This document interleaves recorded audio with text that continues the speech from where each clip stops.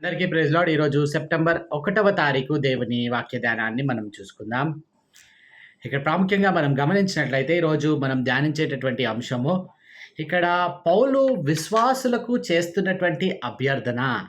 ఇక్కడ మనం గమనించినట్లయితే విశ్వాసులకు ఉంటున్నటువంటి ఆ వనరులు క్రీస్తులో ఏవైతే ఉన్నాయో అవి నిన్నటి దినాన మనము విశ్వాసము, మన యొక్క ప్రేమ, పరిశుద్ధుల ఎడల మనం చూపేటటువంటి ఆ ప్రేమ అని మనం చూసి ఉన్నాం. ఇది ఈరోజు పౌలు విశ్వాసులకు చేస్తున్నటువంటి అభ్యర్థన. ఇక్కడ మనం గమనించాల్సినటువంటి విషయము, దేవుని విషయంలో వారి యొక్క ఏమంటారు అర్థము చేసుకునేటటువంటి తత్వము లోపించినప్పుడు ఇక్కడ వారి యొక్క ఆత్మీయత లేదా వారి యొక్క ఆత్మీయ జీవితము అక్కడ తగ్గిపోతున్నట్లుగా లేదా లోపముగా ఉంటున్నట్లుగా మనం చూడగలము. అయితే ఈనాడు ఈ ప్రణాళికని ఇక్కడ అర్థం చేసుకోవడానికి పౌలు ఇస్తున్నటువంటి ఒక గొప్ప నిర్వచనాన్ని మనము చూడబోతా ఉన్నాం. ఈరోజు మనం ధ్యానం చేసేటటువంటి వచనాలు ఎఫెసీలకు రాసినటువంటి పత్రిక 1వ అధ్యాయము 17వ వచనము నుండి 23వ వచనము భాగము వరకు మనము ధ్యానము చేయబోతా ఉన్నాం.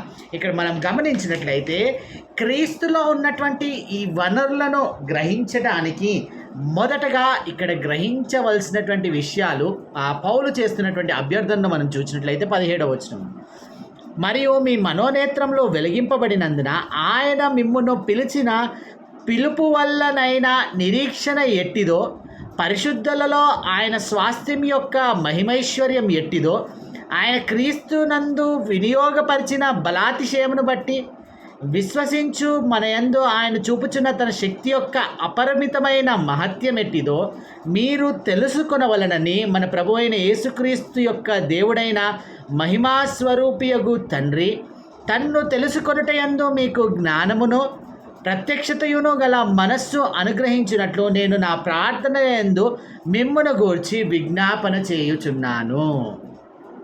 ఇక్కడ పౌలు యొక్క ప్రార్థనా తీరు ఇక్కడ మనం గ్రహించు వారమై ఉన్నాము.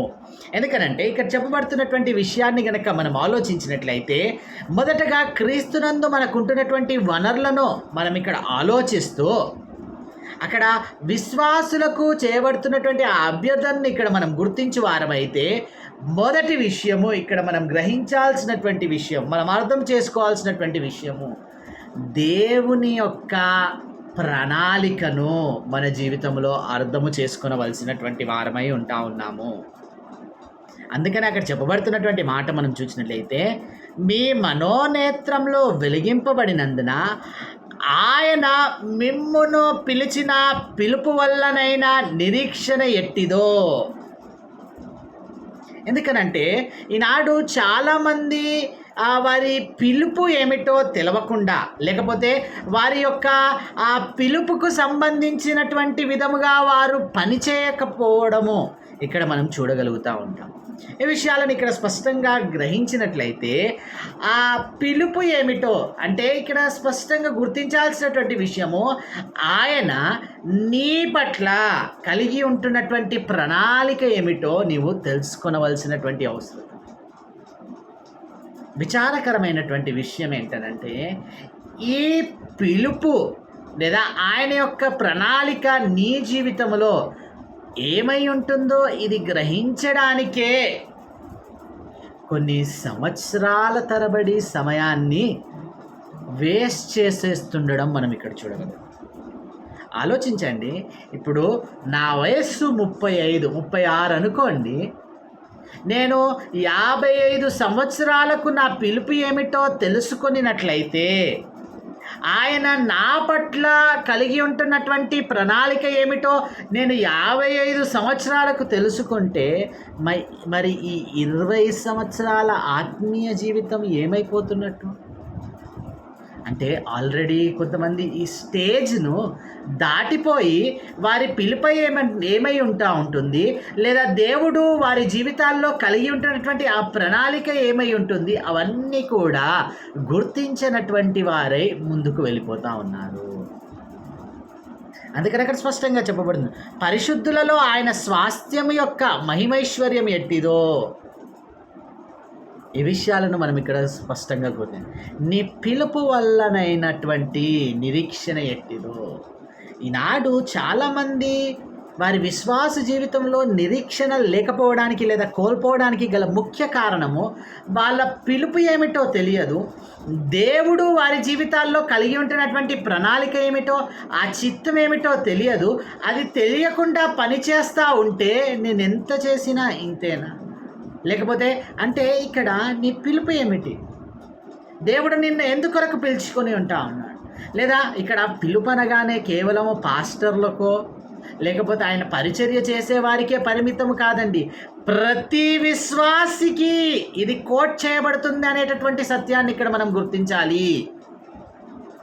నేను రక్షించబడిన నాటి నుండి లేదా నిన్ను రక్షించుకున్నాడనంటే నిన్ను పిలుచుకొని ఆయన నీకు ఒక ప్రణాళిక కలిగి, ఆ ప్రణాళిక ఏమిటో, ఆ చిత్తం ఏమిటో, ఆ పిలుపు నీ జీవితంలో ఏమై ఉంటుందో అది నీవు గ్రహించాలి.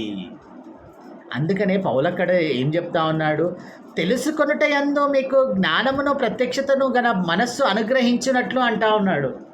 అది మనం తెలుసుకోవాలి, అది గ్రహించగల మనస్సు మనకు ఉండాలి. నీ యొక్క ఆత్మీయ జీవితంలో నీ పిలుపుకు విరుద్ధంగా నీవు ఎన్ని సంవత్సరాలు పనిచేసినా కూడా నీ ఆత్మీయ జీవితంలో నువ్వు ఎన్నడూ కూడా రాణించలేవు. కాబట్టి నాడు నీ చిత్తం ఏమిటో, నీ పిలుపై ఏమై ఉంటుందో, దేవుడు నీ జీవితంలో కలిగి ఉంటున్నటువంటి ప్రణాళిక ఏమిటో అది తెలుసుకునేటటువంటి మనస్సు, అది తెలుసుకోవాల్సినటువంటి ఆ గ్రహింపు నీవు కలిగి ఉండాలి. కాబట్టి understand God's plan in your life.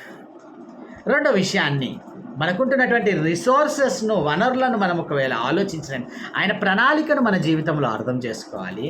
రెండో విషయం ఇక్కడ గమనించినట్లయితే ఆయన శక్తి ఏమై ఉంటుంది మన జీవితాల్లో అర్థం చేసుకోవాలి. ఎందుకనంటే ఆయన శక్తిని నీవు గుర్తించకపోతే యు కెనాట్ యాక్ట్ అకార్డింగ్లీ.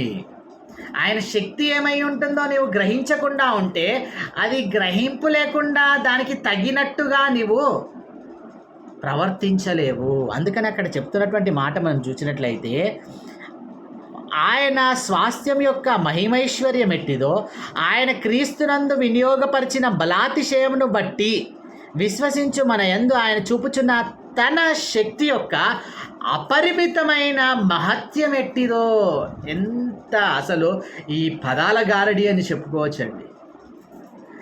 ఈ తెలుగులోనే మనము చదువుకొని అర్థం చేసుకోవడానికే చాలా సమయం పడుతూ ఉంటే, ఎంత అలవోకగా పౌలు దీన్ని అల్లిక చేసి రాసి ఉంటా ఉన్నాడో మనం ఇక్కడ అర్థం చేసుకోవాలి. ఆ శక్తి యొక్క అంటే క్రీస్తునందు ఆయన చూపినటువంటి ఆ బలాతిశయం ఏమై ఉంటుంది, ఆయన చూపినటువంటి ఆ శక్తి యొక్క అపరిమితమైనటువంటి మహత్యం ఎట్టిదో అంటాడు. ఇక్కడ ఒకవేళ మనం ఆలోచిస్తే ఆయన శక్తి మనం తెలుసుకోవాలనుకుంటే, గ్రహింపు కలాలంటే మన జీవితం అసలు సరిపోదండి. అట్లా అని ఇంకా దాన్ని గురించి ఆలోచించడం మానేస్తే, దాని గురించి తెలుసుకోవడం మానేస్తే, ఆయన నీ జీవితంలో ఎట్టి పని చేస్తూ ఉన్నాడు, లేకపోతే ఎట్టి రీతిగా ఆయన కార్యంలో ఎట్టి రీతిగా ఆయన శక్తి నీ జీవితంలో పనిచేస్తుందో నువ్వు గ్రహించలేవు. కాబట్టి ఆయన శక్తి ఏమిటో, అపరిమితమైన మహత్యం ఏంటి, ఆ శక్తి యొక్క అపరిమితమైన మహత్యం ఏంటిదో అంటారు. దీన్ని అర్థం చేసుకోవడానికి మన జీవితమే సరిపోదని అనుకుంటే, అసలు దీని గురించి ఆలోచించి లేకపోతే దీని గురించి ఒక గ్రహింపు కలిగేటటువంటి థాట్ మన జీవితాలకు ఎప్పుడైనా కలిగిందా? కాబట్టి అండర్స్టాండింగ్ ద గాడ్స్ పవర్, ఇక్కడ మొదటగా దేవుని ప్రణాళిక ఏమై ఉంటుందో అర్థం చేసుకోవాలి మన జీవితాల్లో. అట్లాగే దేవుని శక్తి ఏమై ఉంటుందో, ఆయన శక్తి యొక్క మహత్యం ఏమిటో నీవు అర్థం చేసుకునకపోతే యు కెనాట్ యాక్ట్ అకార్డింగ్. పౌల విషయాన్ని అర్థం చేసుకున్నాడండి తన జీవితంలో. అందుకనే ఆ చెరసాలలో ఉండి కూడా ఇంత ధైర్యంగా ఇంత గొప్పగా రాయగలుగుతా ఉన్నాడు. ఎందుకనంటే ఆయనకు తెలుసు పౌలుకు దేవుని యొక్క శక్తి ఏమిటో. కాబట్టి ప్రశ్న ఏమిటంటే ఆ శక్తిని నీవు గ్రహించగలుగుతావు. ఆయన ప్రణాళిక నీ జీవితంలో ఏమై ఉంటుంది నీవు గుర్తించాలి. రెండవదిగా ఇక్కడ ఆయన శక్తి ఏమై ఉంటుంది, ఆయన యొక్క శక్తి యొక్క మహత్యం ఏమై ఉంటుందో నీవు గుర్తించాలి. మూడో విషయాన్ని ఇక్కడ మనము గ్రహించగలిగితే ఆయన యొక్క వ్యక్తిత్వం ఏమై ఉంటుందో అర్థము చేసుకునేది. 20వ వచనం నుంచి మనం చదువుకున్నట్లయితే, ఆయన బలాతిశయము చేత క్రీస్తును మృతుల్లో నుండి లేపి సమస్తమైన ఆధిపత్యము కంటెను, అధికారము కంటెను, శక్తి కంటెను, ప్రభుత్వము కంటెను ఈ యుగమునందు మాత్రమే కాక రాబోవు యుగమునందును పేరు పొందిన ప్రతి నామము కంటే ఎంతో హెచ్చుగా పరలోకమునందు ఆయనను తన కుడి పార్శ్వమున కూర్చుండబెట్టుకొని ఉన్నాడు. మరియు సమస్తమును ఆయన పాదముల క్రింద ఉంచి సమస్తముపైనే ఆయన్ను సంఘమునకు శిరస్సుగా నియమించెను. ఆ సంఘము ఆయన శరీరము సమస్తమును పూర్తిగా నింపుచున్నవాని సంపూర్ణత అయి ఉన్నది. ఆయన బలాతిశయం ఏంటో అక్కడ చెప్పబడుతూ ఉంది. ఆయన శక్తి ఏమిటో క్లియర్గా, ఆయన శక్తి చేత క్రీస్తును మృతుల్లో నుండి లేపి అన్ని ఆధిపత్యముల కంటే, అన్ని అధికారముల కంటే, అన్ని ప్రభుత్వముల కంటే పైనున్నటువంటి వాడు. అది ఆయన శక్తి. కాబట్టి ఇక్కడ ఆయన వ్యక్తిత్వాన్ని ఇక్కడ మనం గ్రహించువారమైతే ఏమంటా ఉన్నాడండి ఇక్కడ స్పష్టంగా గుర్తించినట్లయితే, ఏ యుగమందైనా కూడా, అప్పటి యుగమందు, ఇప్పటి యుగమందు, లేదా రాబో యుగమందైనా కూడా పేరు పొందిన ప్రతి నామము కంటే పైనామం హెచ్చుగా పరలోకమునందు ఆయనను ఎక్కడ కూర్చుండబెట్టుకొని ఉన్నాడండి? కుడి పార్శ్వమున కూర్చుండబెట్టుకొని ఉన్నాడు. అది అండి ఇక్కడ యేసుక్రీస్తు ప్రభు వారి యొక్క వ్యక్తిత్వం. ఆ వ్యక్తిత్వాన్ని నీవు అర్థము చేసుకునగలిగితే, ఈనాడు ఆ క్రీస్తు ఈ లోకంలోనికి ఎందుకు వచ్చాడు, ఆయన చేసినటువంటి కార్యం ఏమిటి, ఆయన వ్యక్తిత్వం ఏంటి, ఆయన పని ఏమిటి, ఆయన ఈ లోకంలో మన కొరకు మన పాపముల నిమిత్తము చనిపోయి 3వ దినమున తిరిగి లేచి ఆయన ఆరోహణమై ఎక్కడికి వెళ్ళాడు, ఆయన నామం ఏమై ఉంటుంది, అవన్నీ నువ్వు గ్రహించలేకుండా ఉంటే you are losing your resources in Christ. నీ యొక్క వనరులను నీవు కోల్పోతున్నట్టే. కాబట్టి మూడో విషయాన్ని, ఆయన యొక్క వ్యక్తిత్వాన్ని నీవు ఇక్కడ అర్థము చేసుకోవాలి.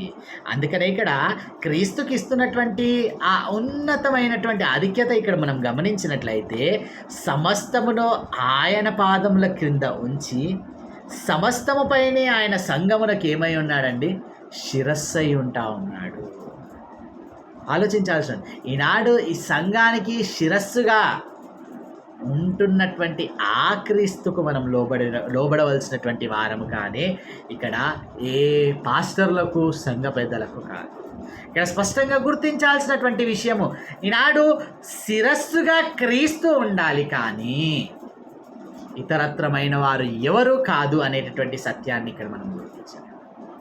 ఇక్కడ గ్రహించాల్సినటువంటి సత్యాన్ని కనుక మనం ఆలోచించినట్లయితే, ఆ సంఘమునకు ఆయన శిరస్సుగా ఉన్నప్పుడు విశ్వాసులముగా మనమందరము ఆ శరీరములో భాగమైన వారమని గ్రహించుకొని, ఈ శరీరంలో ఉంటున్నటువంటి ఈ భాగములన్నీ పనిచేస్తేనే కదా అవి ఈ చెయ్యి పని చేయటం లేదు, నా శరీరంలో నాకు అక్కర్లేదని నేను చెప్పగలనా?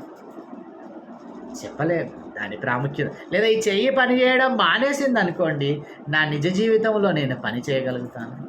కాబట్టి విశ్వాసులు కూడా సంఘములో శిరస్సుగా ఉంటున్నటువంటి ఆ క్రీస్తుకు కేంద్రీకృతముగా వారు ఉండి ముందుకు కొనసాగుతూ ఉంటే, ఆ శరీరంలో భాగముగా ప్రతి ఒక్క విశ్వాసి పని చేయాల్సినటువంటి అవసరం ఉంది.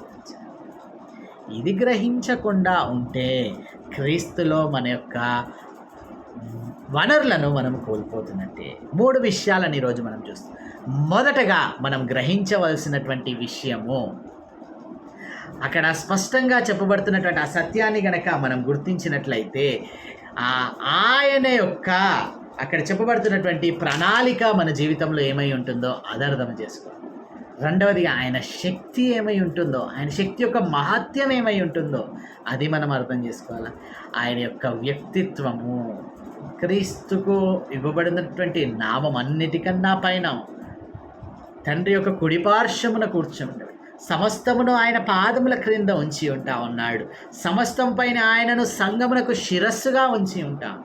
ఇవన్నీ నీవు అర్థం చేసుకునగలిగితే